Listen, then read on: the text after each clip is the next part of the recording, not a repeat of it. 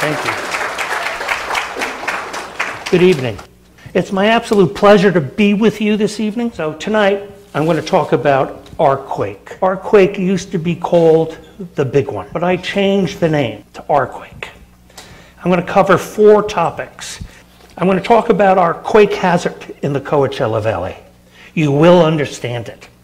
I'm going to tell you about the consequences of our quake when it happens. I'm going to tell you about what we'll experience in the first week after it stops shaking. I'm going to give you a list of preparedness actions that you can take that can reduce the consequences you experience. And then I'm going to be bold and tell you what to do now. Now, I'm trained as a social psychologist in sociology. And the one thing I know about human beings is you can tell them what to do, but it doesn't mean they're going to do it. So how many of you know that? Our quake hazard. California is earthquake country. The Coachella Valley is no exception. In fact, it's but they happen very infrequently here. Now, why is that? It's called plate tectonics. The Earth is cracked into big plates. The plates are under the continents and under the oceans. You can't see them. The plates move in different directions. Land, or a continent, on top of a moving plate moves when the plate moves. Plate movements are why the continents are drifting apart. How many of you didn't know the continents are roaming the surface of the Earth? This is Pangea.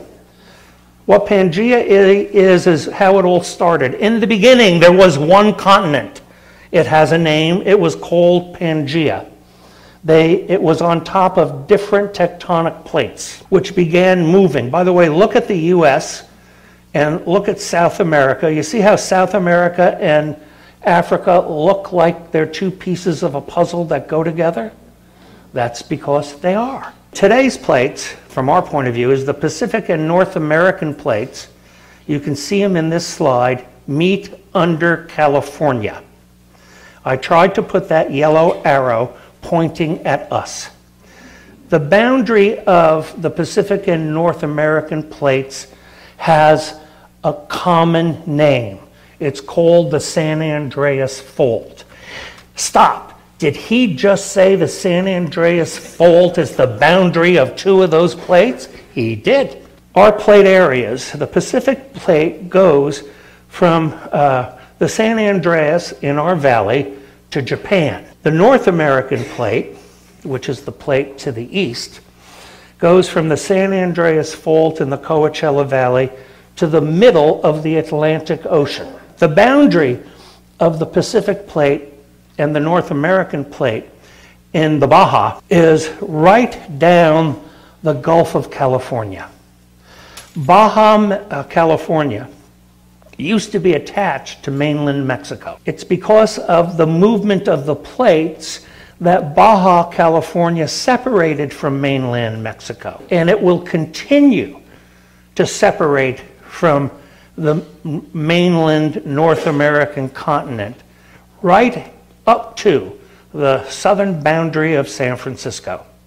It'll tear off the continent and it'll move north and eventually ram into Alaska and look like Italy does in the Mediterranean. Don't invest in beachfront property yet. It's going to take 500 billion years. But that's what's going on. That's the process. You can't change it.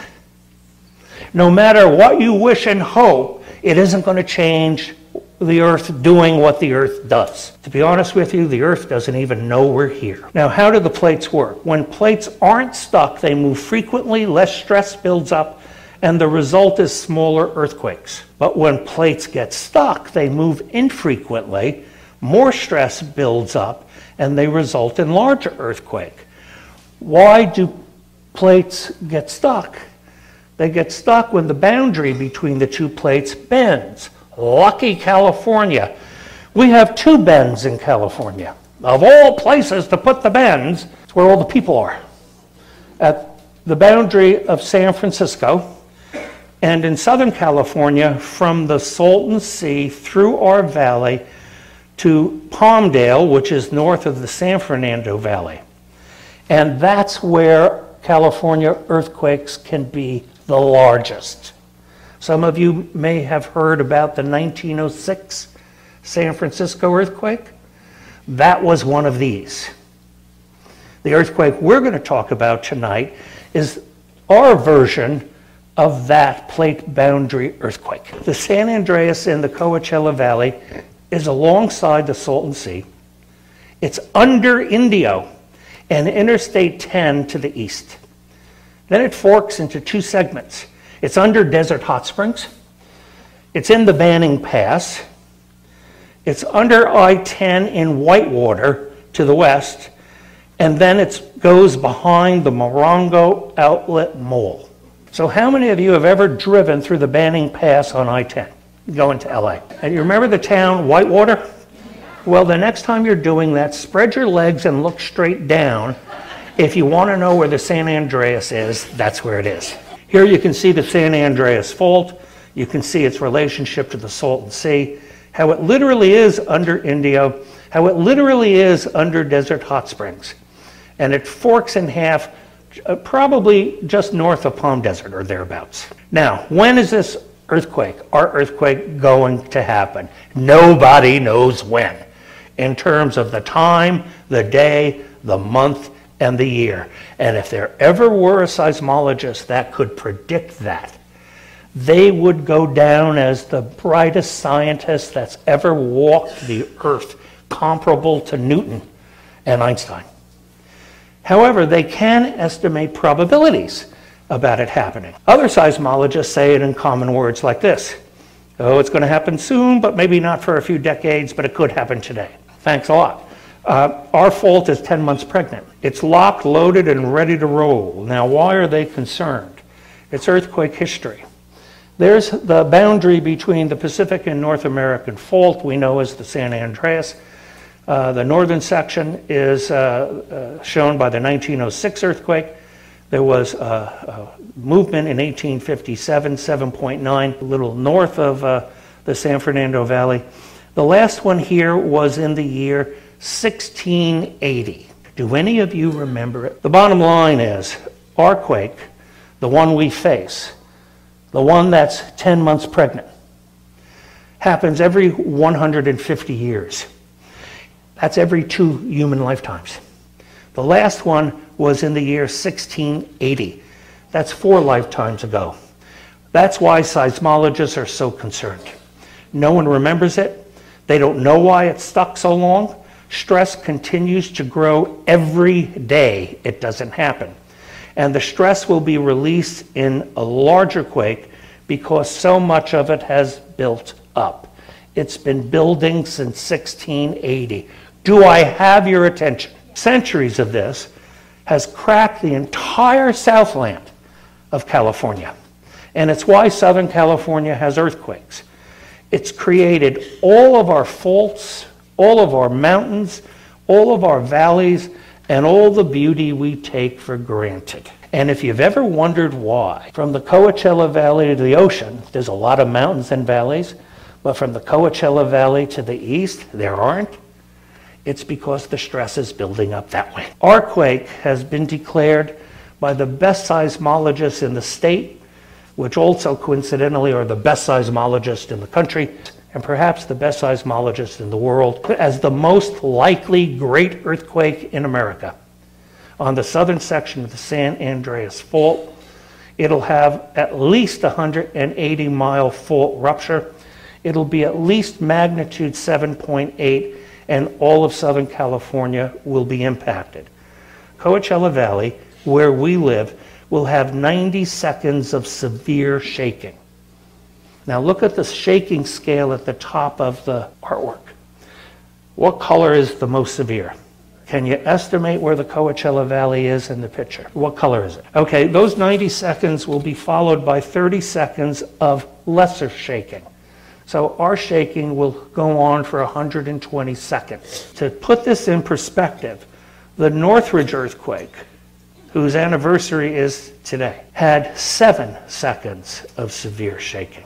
All of Southern California will be impacted. Unlike most earthquakes we've experienced in our lifetimes in California that have only impacted relatively small geopolitical areas, all of Southern California will be impacted. So people in Palm Desert shouldn't wait for people in Rancho Mirage to come help them. They're victims too. Same thing with LA. Same thing with Ventura County. San Diego, not so much. The shaking won't get down there too much. However, you can see by the coloring where the shaking is going to be. Can you believe they know of all this stuff? Yeah, you better believe it. What do you think they do when they go to work at Caltech? What are the consequences? I'm going to take you through the first 7 days after this earthquake. Before I do, I want to tell you something you may not know. 3 things determine damage in an earthquake. And that's the thing to be concerned about. If you're in an open field, earthquakes can be a lot of fun. The first is duration and intensity, how long it shakes and how hard it shakes. I just told you that our quake will shake for a long time and will shake hard. Soil type under the structure. That's the second thing you need to take into account to estimate damage. Sand and liquefaction isn't good. When I was shopping for a house here in the valley, a realtor once told me, "Oh, we don't have to worry about earthquakes here. Everything's built on sand. That softens the shaking." And I said, "You better stop saying that. It actually makes it worse." And next is structure type. The type of structure and the amount of earthquake resistance built into it. Single-story wood frame houses do the best. And it also depends on the building code that was in place when that house was built and whether or not if that house has deficits if it was retrofitted and brought up to current codes. Notice I said nothing about magnitude. I said nothing about magnitude because magnitude doesn't determine damage.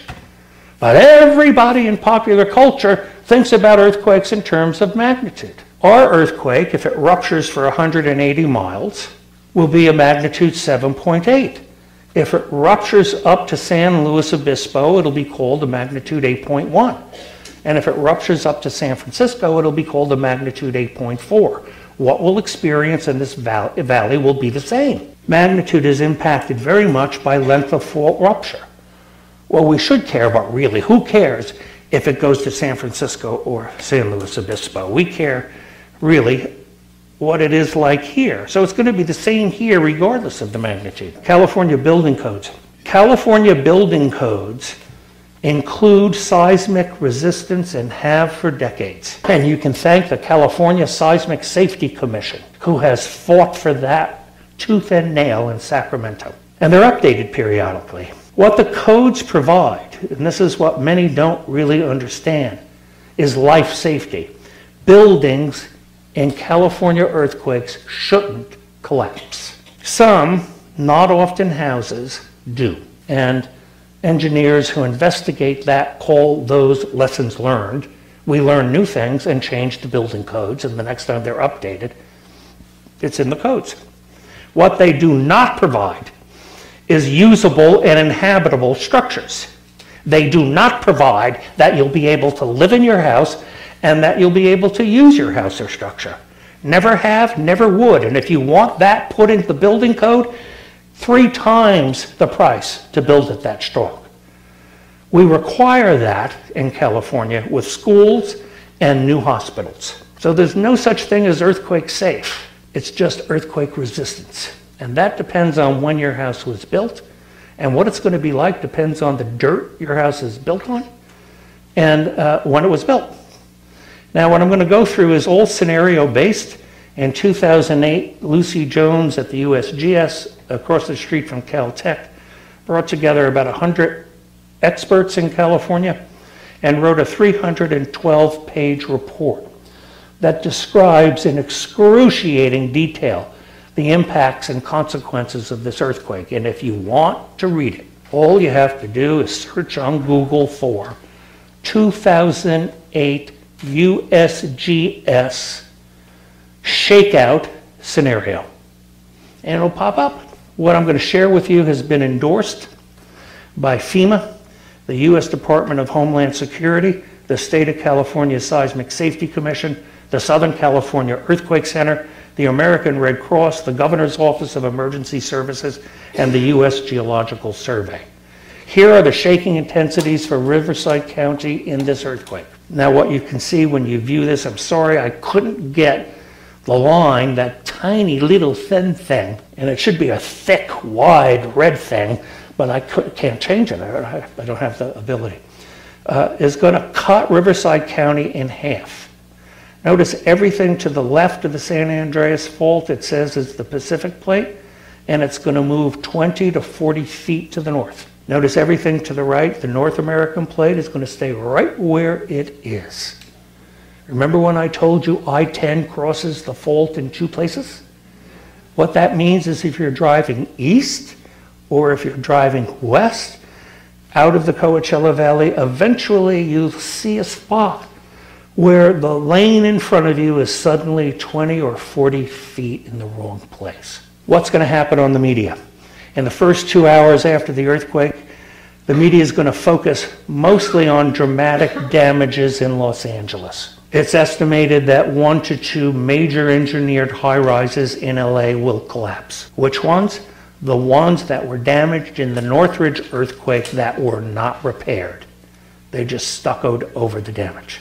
24 hours later, the media is going to fuel widespread rumors, and it's going to be called the Los Angeles earthquake.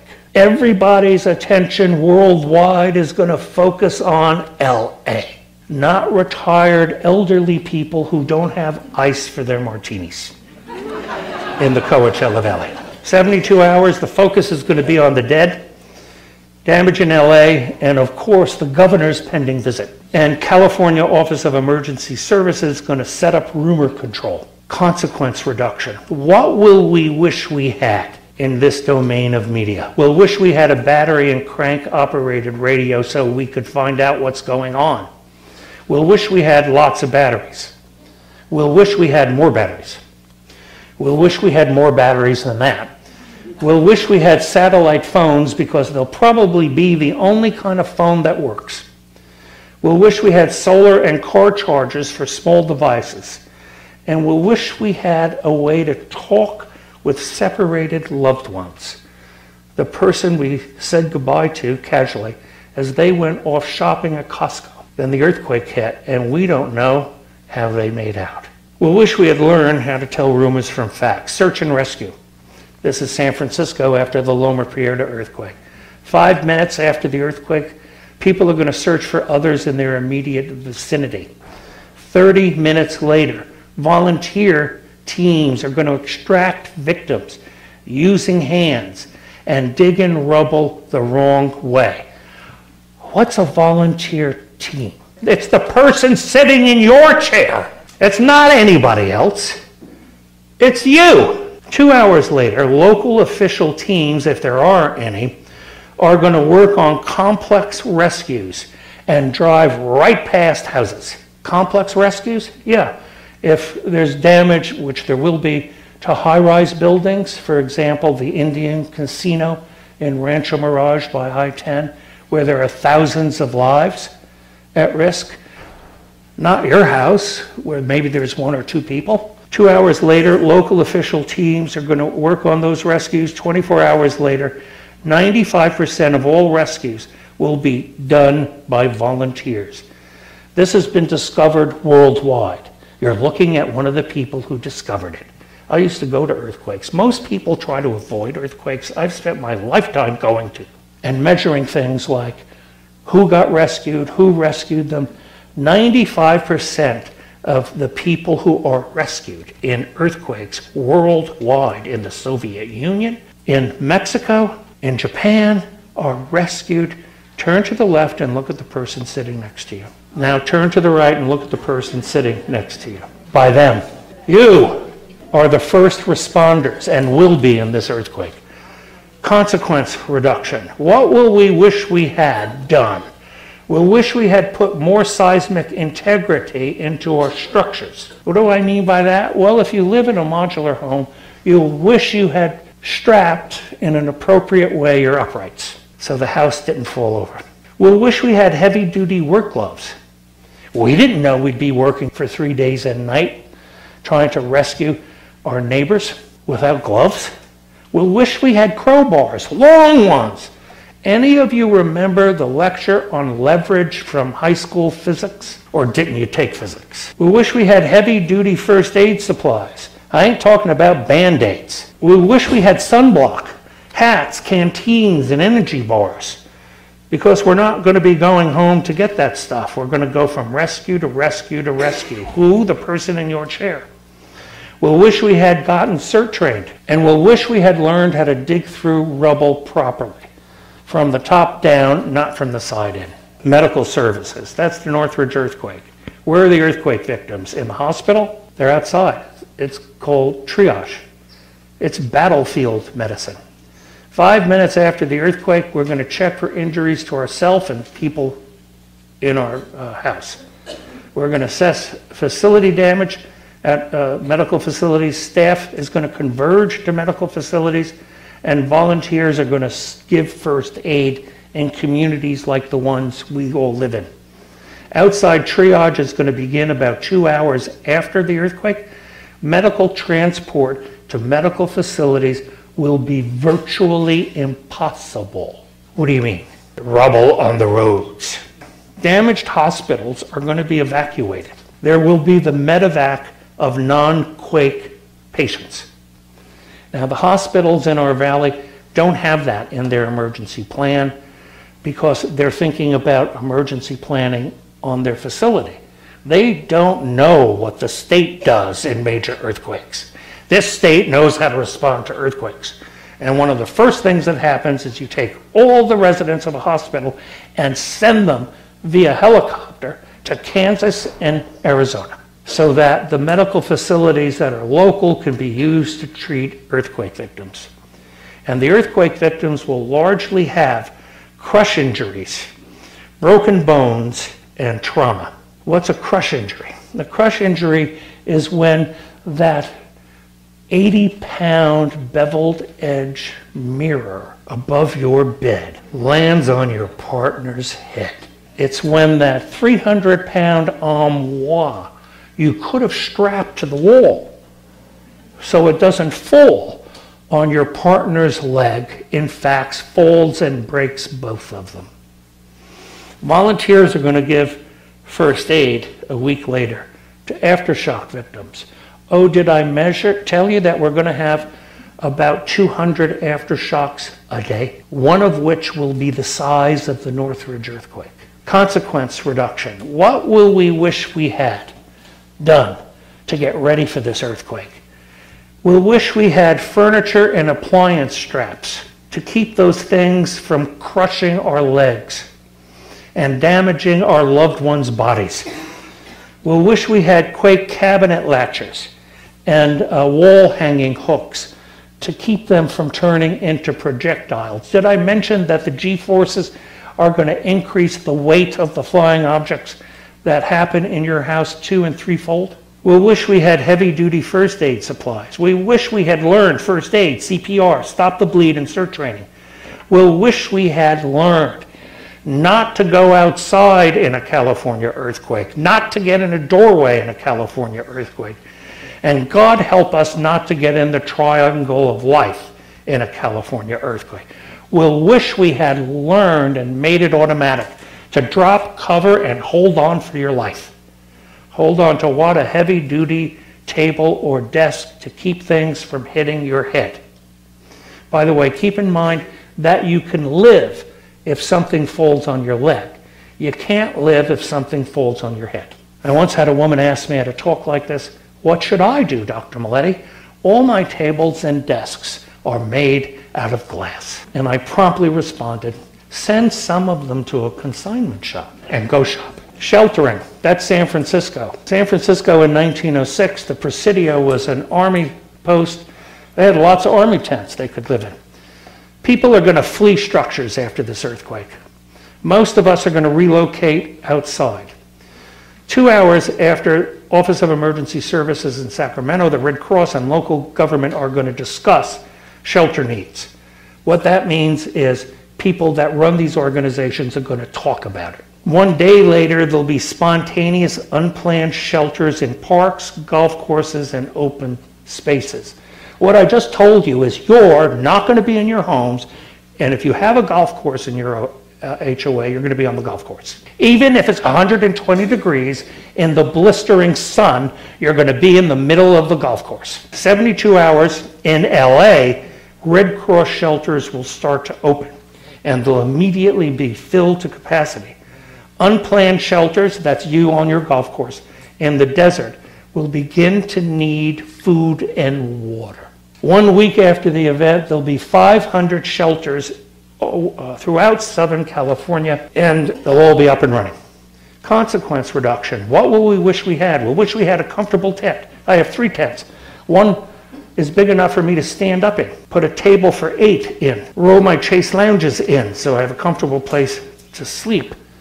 I can turn on my portable air conditioner, which I have for this earthquake. I can turn on my portable ice maker or my portable heater, depending on the temperature. And by the way, in case you're interested, I keep my favorite gin wrapped in bubble wrap.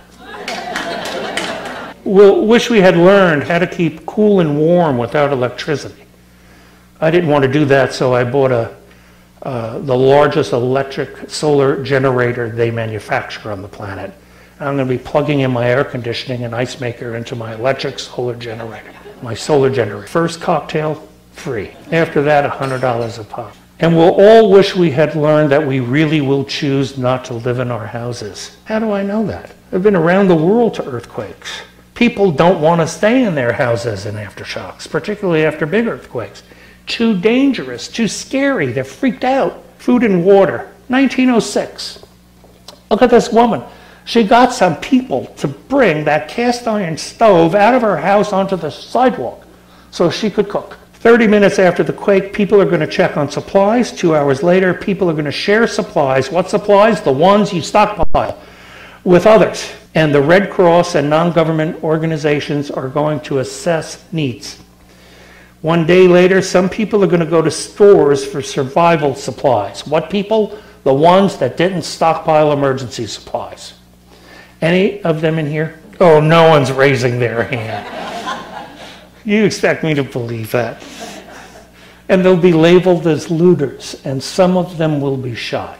There was a man whose children all died in the earthquake in Haiti, except for the baby, a few months old. And nothing for the baby to eat. So he went down to their equivalent of a 7-Eleven, and there was a box of dehydrated carnation milk.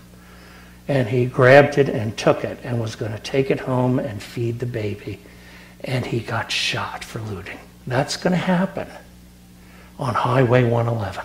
1 week later, there's going to be a cornucopia of everything anybody could want in Los Angeles. People in the desert, however, will still be sharing the supplies they stockpiled. And vendors are going to set up stores and be selling things at greatly inflated prices. Consequence reduction. We'll wish we had food and water for 7 to 10 days. We'll wish we had extra food and water to give to other people. We'll wish we had supplies in our car, and we'll wish we had an appropriate grab-and-go bag. Why a grab-and-go bag? I'll tell you about fire in a minute. We'll wish we had learned that we really need to be 100% self-reliant. Do not hold on to any idea that anybody's going to help you. Do you get that?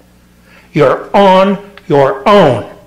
Remember when people came on those Western wagon trains to settle the West, and every family had a Calistoga wagon, and everything they needed for survival was in the wagon? That's what this earthquake is going to be like. We'll wish we had learned that water's for more than drinking. You think after a few days you might want to take a bath? We'll wish we had learned that we're going to be overwhelmed by our generosity. People actually are fearful that other people are going to steal from them.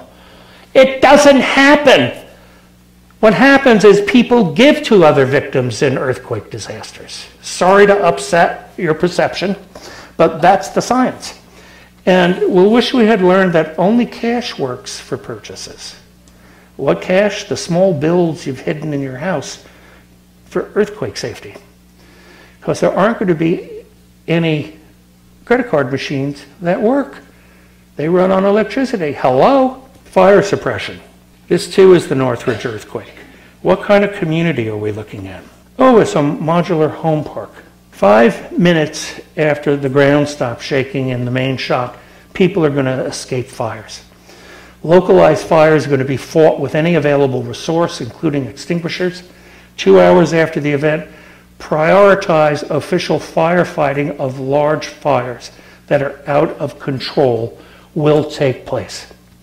24 hours, mutual aid will begin arriving for critical incidents and evacuations will be initiated. Most mutual aid after 3 days will be in place. That means fire departments from other parts of the country, and most fires will be fought. There will be 1 to 2, put your seatbelt on, conflagrations. What did they call San Francisco in 1906? The 1906 San Francisco earthquake and conflagration. Those conflagrations will happen in Los Angeles. And 1 week later, in all of Southern California, 150,000 people will have lost their home because of the earthquake, and 150,000 residential units will be burnt, and 180,000 people will have been evacuated because have no home because their house burnt. Consequence reduction. What will we wish we had? Oh, gee, we'll wish we had more fire extinguishers. How many of you have a fire extinguisher? How many of you don't? What about the rest of you? Too embarrassed to raise your hand? Where do you think you live? Don't you know earthquakes happen in California? What you're thinking is, not to me. If the earthquake happens, it won't happen to me. The consequences will happen to somebody else. Why are you wired that way? Because you're a human being. Don't feel bad. It's not your fault. I was the same way once until I became a prepper. We wish we had done things to keep fires from starting. How do you keep fires from starting in a modular home? Simple. 2 things. Strap the uprights under your house so it doesn't fall, and put in flexible gas piping. When would I suggest you do that? This weekend. Mobile homes are particularly vulnerable for those 2 reasons. Mobile homes, modular homes. There's so many different names for manufactured housing, I can't keep up with it. We'll wish we had learned how to prevent electrical and gas fires, how to quickly and safely extinguish fires, how to put out fires in empty houses, because those snowbirds are back where they live in the snow. And we'll wish we had learned we needed to prepare for fire as much as shaking, transportation. Welcome to LA. That too is Northridge. What was the magnitude? 6.9? 6.7? And ours is going to be 7.8 plus. The Coachella Valley will be cut off. I-10 will be displaced in Indio and Whitewater. Don't plan on going anywhere. The only other way out of here is 74. You're going to drive on those tiny, narrow mountain roads with all the rocks hanging over them? You think those rocks aren't going to be laying on the street? People are going to try to go home from where? Costco. And are going to encounter obstacles, damaged roads and bridges. 2 hours after the staking stops, major road obstacles throughout all of Southern California will be identified and priority planning will have begun. California once again knows how to deal with earthquake response.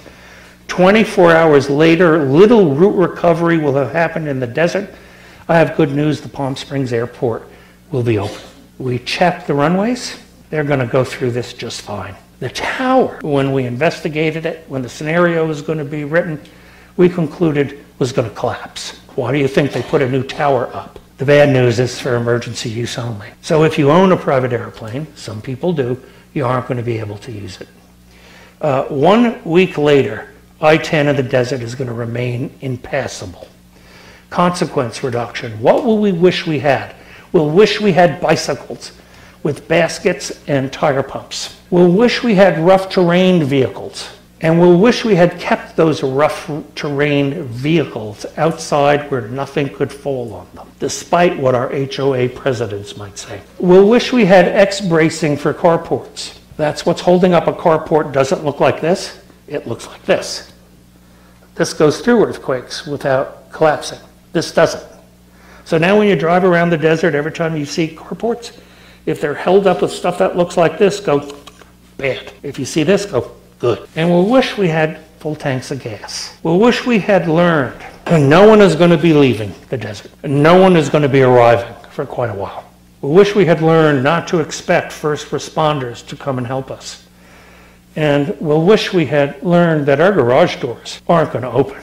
If the garage is still there, they'll be out of square. So the way you can get out of your garage, get in the car, start it, put your foot on the brake, slam on the accelerator, and ram through. Earthquake preparedness actions. This is why we're here tonight. What can people do before, during, and after earthquakes to reduce consequences? I told you I moved here knowing all this. I moved here knowing all this because I know that nature will cause the quake, but what people do and don't do to prepare will determine the consequences. So when we decided to move here, I said, we'll go. I want to go. I grew up in LA. It doesn't look the way it used to, but the Coachella Valley looks like LA did when I was a kid. I want to go there. And we're going to have to get ready for earthquakes. What follows is comprehensive preparedness. It's best practices for people in California.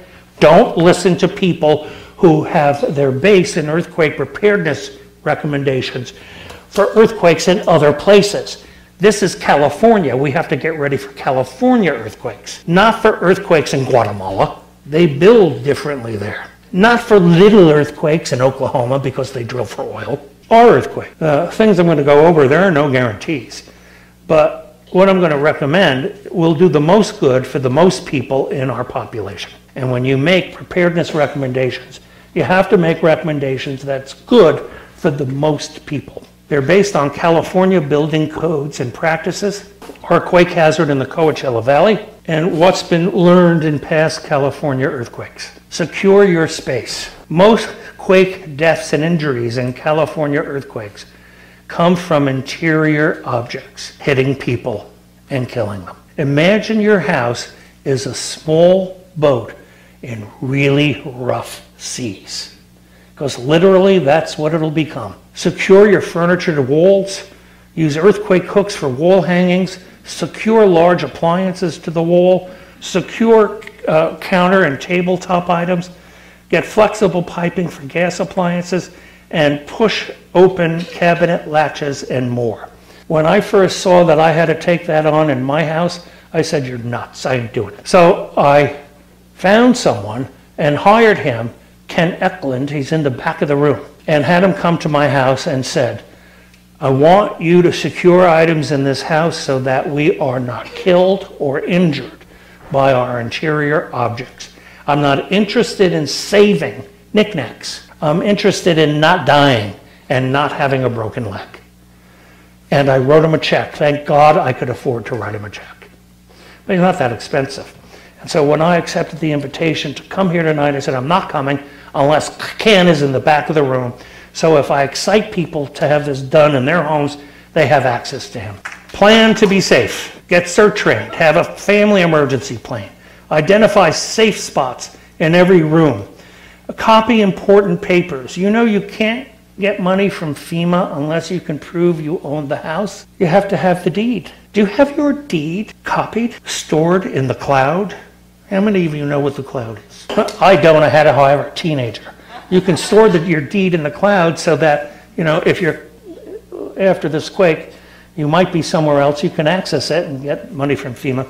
You need a neighborhood plan, you need a recovery plan, you need a financial plan, etc. You really need to give this some thought. I have 5 plans, 13 pages of detailed plans.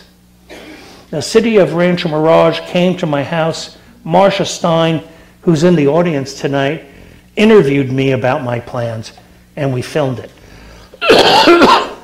And I took people on a tour of my house and explained all my plans.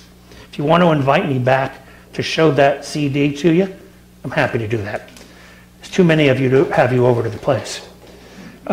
Organized supplies, food and water, a bag tied to the bed with shoes in it. That's where you keep your grab-and-go bag, by the way, tied to the leg of the bed.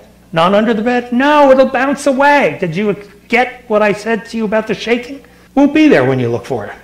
Fire extinguishers, first aid, medical supplies, search and rescue equipment, plastic bags for human waste. I even bought a toilet from Ken. I can use in my front yard with all the block walls down. And supplies for the car. Have what you'll need to be on your own for 7 to 10 days without help from first responders while camped outside in a desert. Let me say that again, because this is all you really need to know. Any human being can come up with what they need. Have what you'll need to be on your own for 7 to 10 days without help from first responders while camped outside in a desert. So if you were getting in your car and going camping in the middle of the desert, let's say you were going to Joshua Tree, for 7 to 10 days, what would be in the back of the station wagon?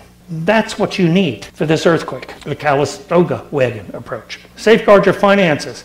Adequately bolt your house to its foundation. Brace modular home uprights. Brace soft first stories. Brace shear walls. Gas appliance shutoff valves. Inspect for quake safety and more. Secure your finances. You're going to need cash for the emergency period. Cash. Small bills. If you want to buy a loaf of bread and all you have is 100, guess what the bread costs? Cash for temporary housing. When you're finally able to leave, don't you think you're going to want to check into a hotel someplace and take a warm shower? Cash to rebuild and recover. If you need it, insurance for your structure, its contents, and temporary housing and more. When the shaking starts, drop to the ground. Get under a table or desk, not a glass one. Bend over to protect your vital organs. Cover your neck and head with one arm and hand, and hold on with the other to keep the table above you. My colleagues in Rancho Mirage ask me from time to time, Dennis, why do you say that? You know people are going to need to hold the table with both hands. And I say because I give talks to more people in more places than just for the great earthquake. But the reality is, if you're under a heavy table or desk, forget about covering your head. That's what the table's doing. Hold on to the legs until you're white-knuckled, because if that table weighs 100 pounds, when nature tries to move it away from you, it's going to be 400 pounds. You're going to really need to hold it to keep it above you. If you have mobility issues and you have trouble getting down, and I tried covering and holding on. I can't get down, let alone get back up. Get as low as possible. If you're in a wheelchair, lock the wheels and remain seated. Try to get away from windows and things that can fall on you. The general objective is to protect your head and neck. Fewer deaths and injuries in California earthquakes will occur if you do not run outside. People who run outside in California have things fall on them. That kills and injures them. Do not get in a doorway. You'll get battered to death. No one has ever recommended that anyone in California ever get in a doorway in an earthquake. Do not use the triangle of life. The triangle of life might work if you're in a house in Guatemala that's made out of adobe blocks and the roof collapses on you. In general, roofs aren't going to collapse in California earthquakes. And do not run into another room, even if it's your 3-year-old grandchild in that room. They need it. I can't tell you how many people have been injured in Northridge when mothers have tried to run into their children's rooms. What good was the mother after both of her legs and ribs were broken? Kid went through the earthquake fine. And improve safety, learn first aid, learn CPR. Learn how to use fire extinguishers. Learn how to turn off your gas and the gas in the house next door to you. Learn how to deal with broken lights, power lines, and appliances, spills, falling items, and more.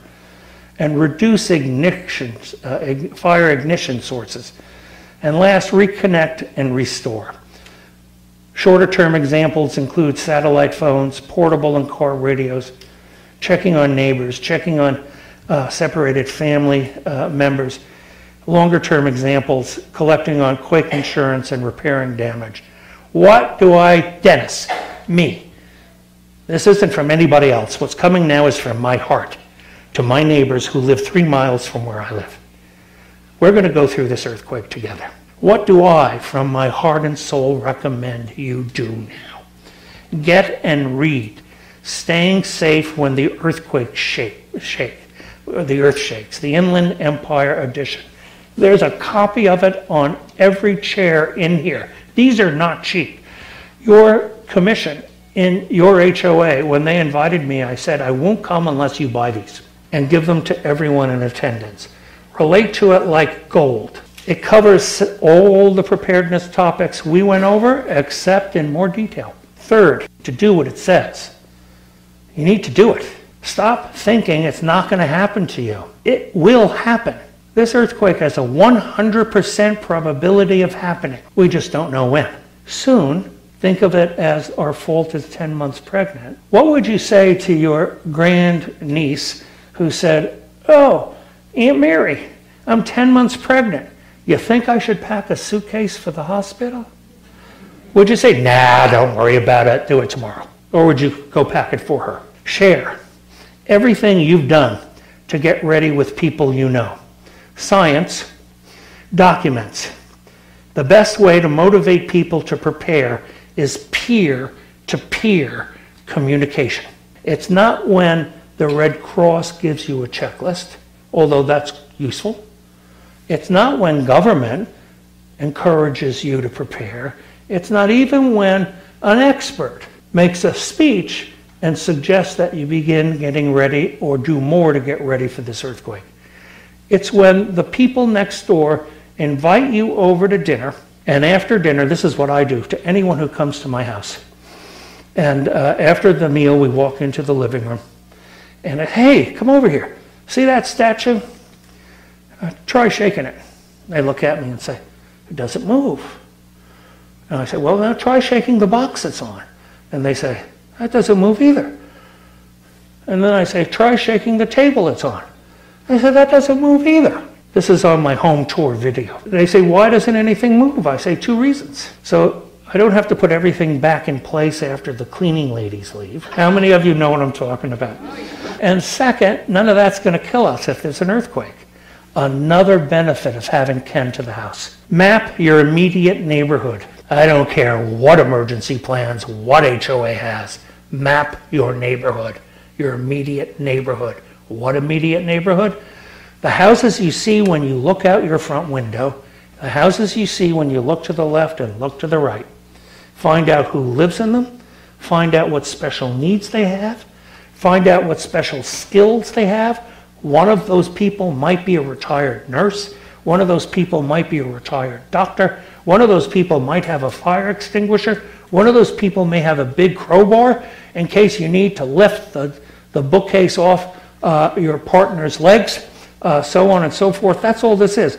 Nothing to learn, nothing to remember. It doesn't hurt. It's just finding out earthquake salient things with the people in your immediate neighborhood. How do you find out what that should entail? How do you do that? Google, map your neighborhood, and it's all there. This program is miraculous. Why would a sociologist like this program? Because after earthquakes, guess where you are and who you're with. You're with your immediate neighbors in the middle of the street, talking to each other and helping each other. This feeds that. And then last, prepare your HOA. HOA level preparedness is important. It can handle things that map your neighborhood can't. What it looks like varies widely in this desert. If it exists in your HOA, participate in it. And what I want to suggest you do, if you have a small, just starting emergency preparedness group in your HOA, go join it. Business is done when everyone in the association is a member. Don't wait for them to do it for you. You go help them get it done for yourself. And if it doesn't exist, and your HOA, start it. And with that, I'd like to thank you for your attention. It's been my pleasure talking with you this evening. I didn't want to scare anybody. Did I scare anybody? It's not me. I can't change nature. We got the planet we got. You now have a take-home, and you know what to do. You know what resources you can rely on. So I'd like to thank you very much. I enjoyed being here this evening, and best of luck getting ready for Earthquake.